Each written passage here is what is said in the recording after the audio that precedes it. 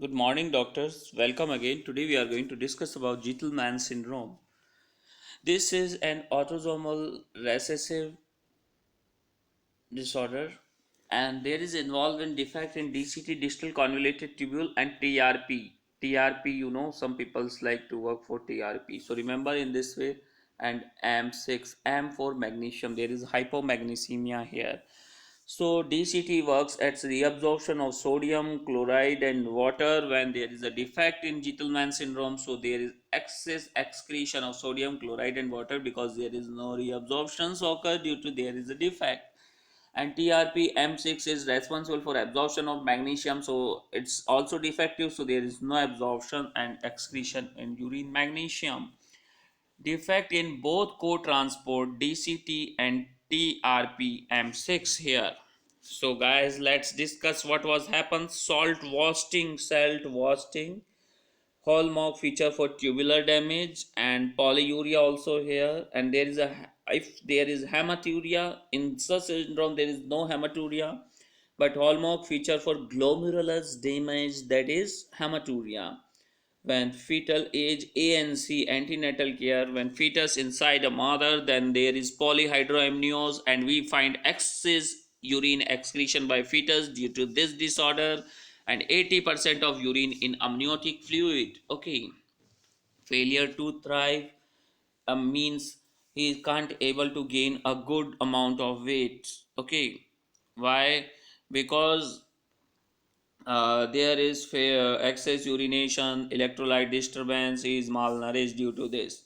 Dehydration, sunken anterior fontanelle, delayed skin pinch means elasticity decrease due to dehydration. If you pinch a baby, then skin comes in its normal place.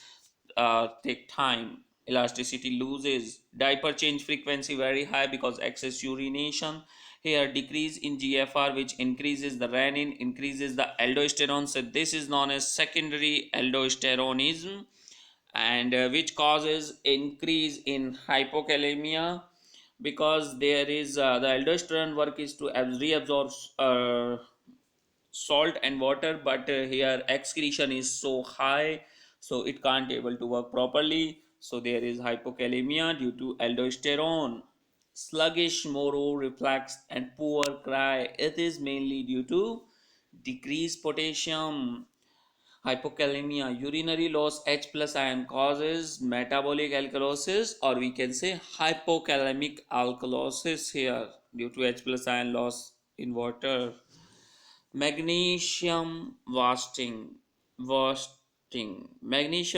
causes decrease in PTH, because magnesium responsible for parathyroid hormone, and parathyroid hormone responsible for calcium maintenance. So there is hypocalcemia when parathyroid hormone decreases. Tetany like symptoms occurs. Work up with serum electrolytes, sodium and potassium decreases.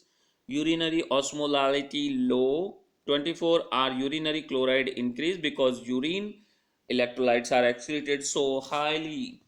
And serum magnesium decreases in blood, which causes tetany like symptoms, hypocalcemia, decreased parathormone. There is no treatment for such disorder, Gitelman's, and we can give externally salt also.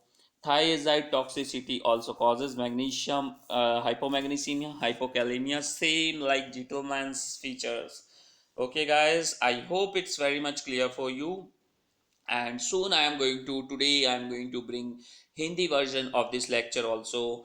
As you know very well, I have two dubbing lectures in Hindi and English. So guys, have a good day, goodbye.